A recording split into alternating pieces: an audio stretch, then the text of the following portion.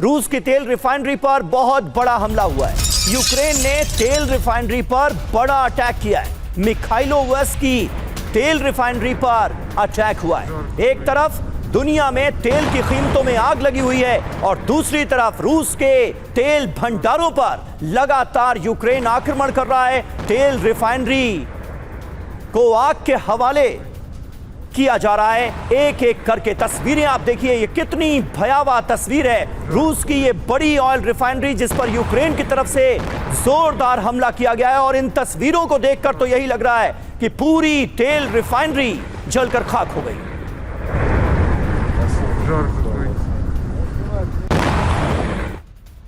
तो वहीं तेल रिफाइनरी पर ड्रोन से बड़ा हमला किया गया है। ड्रोन अटैक के बाद दहल उठी तेल रिफाइनरी। यूक्रेन ने रिफाइनरी पर कई हमले किए हैं।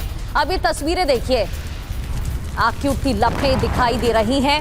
दहल गई तेल रिफाइनरी, ड्रोन अटैक किया गया है। इससे पहले भी इसी तरह से बुनियादी ढांचों पर हमले किए गए थे और रूस की रिफाइनरी पर यूक्रेन का अटैक, एक और हमला। ये तस्वीरें आपको दिखा रहे हैं, आग की उठती लपटें, धुएं का गुबार निकलता हुआ नजर आ रहा है। आग का गोला निकलता है और ड्रोन से यहां पर अटैक किया गया है, ऐसी जानकारी मिल रही है। ज्यादा से ज्यादा नुकसान पहुंचाने की कोशिश। तेल रिफाइनरी पर ऐसा नहीं है पहली बार हमला किया गया हो, इससे पहले भी कई बार हमले किए जा चुके हैं। रूस की रिफाइनरी की ये तस्वीरें आपके सामने हैं। यूक्रेन ने एक बार फिर से हमला किया है। ज़ेलेंस्की आर पार के मूड में दिखाई दे रहे हैं। इसके बाद रशिया की तरफ से क्या पलटवार किया जाएगा, बताएंगे आप।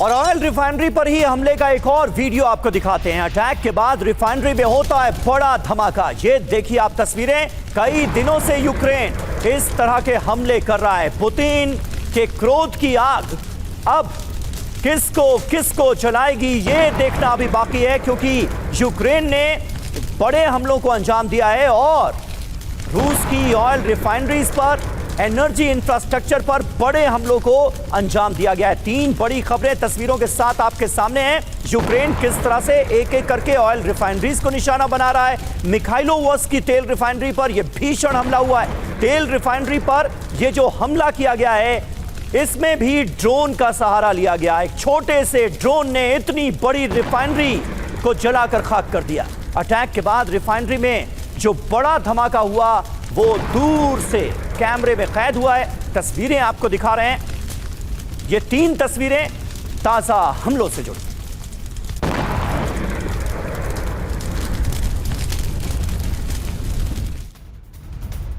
और खबर यह भी है कि यूक्रेन ने 1400 किलोमीटर दूर से हमला किया है। हमले के बाद तेल रिफाइनरी में बड़ी तबाही देखने को मिली है। 1400 किलोमीटर की दूरी से यह अटैक किया गया है। एक और तस्वीर आपको इससे जुड़ी दिखा रहे हैं।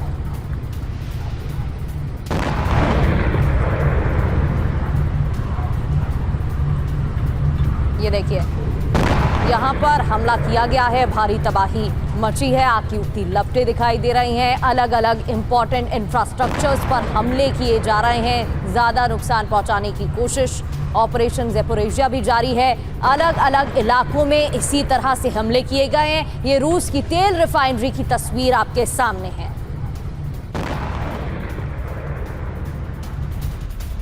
तो सोचिए ये कितना भयावह हमला है। यूक्रेन के छोटे छोटे ड्रोन 1400 किलोमीटर ट्रैवल करके पहुंच रहे हैं रूस के अलग अलग इलाकों में और बड़े विनाशक हमले हो रहे हैं। रूस की तेल रिफाइनरी पर एक और बड़ा हमला हुआ है। 6 पॉइंट्स में आपको यह खबर समझाते हैं। रूस की तेल रिफाइनरी को निशाना बनाया गया है, बड़ा अटैक किया गया है यूक्रेन की तरफ से। स्टावरोपोल के मिखाइलोव रिफाइनरी पर यह भीषण अटैक हुआ। यूक्रेन ने बीती रात कई बड़े हमले किए, उसमें से एक हमला यह भी था जिसमें रिफाइनरी तबाह हो गई। यूक्रेन ने ड्रोन से ताबड़तोड़ हमलों को अंजाम दिया। ड्रोन अटैक के बाद रिफाइनरी में भीषण आग लग गई। ड्रोन अटैक से रिफाइनरी को बड़े नुकसान की खबर है। बड़ी बात यह है कि यूक्रेन ने 1400 किलोमीटर दूर से इस हमले को अंजाम दिया। यूक्रेन के ड्रोन अटैक को रोकने में रूस नाकाम रहा। रूस की तेल रिफाइनरी पर लगातार हमले हो रहे हैं। हमारे साथ इस वक्त मनीष झा हमारे सहयोगी जुड़ चुके हैं। मनीष, सबसे चौंकाने वाली बात यह है कि यूक्रेन एक बड़ी ड्रोन पावर के रूप में उभरता हुआ नजर आ रहा है। छोटे छोटे ड्रोन कितने बड़े बड़े काम कर रहे हैं रूस के अंदर घुसकर, ये हम लगातार देख रहे हैं। आखिर रूस ऐसे हमलों को रोक क्यों नहीं पा रहा है? कोई मैकेनिज्म रूस के पास नजर क्यों नहीं आ रहा है?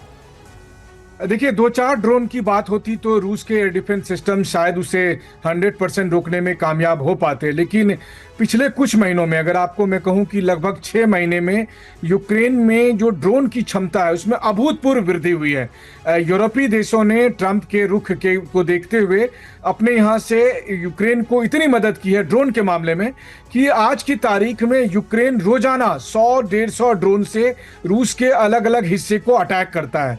उसमें से आधे या आधे से कुछ ज्यादा ड्रोन को न्यूट्रलाइज कर भी लेते हैं रूसी एयर डिफेंस सिस्टम या इलेक्ट्रॉनिक वॉरफेयर के जरिए, लेकिन कई ड्रोन जाकर सटीक जगह पर टारगेट कर रहे हैं और उसका परिणाम है कि मॉस्को से लेकर सेंट पीटर्सबर्ग से लेकर रूस के हर इलाके में हर ऑयल रिफाइनरी, हर मिलिट्री टारगेट, हर मिलिट्री एसेट्स जो है वो उसके टारगेट पर हैं और इसी वजह से भारी तबाही हो रही है। इतनी तबाही हो रही है कि रूस में भी अब तेल की किल्लत होने लगी है।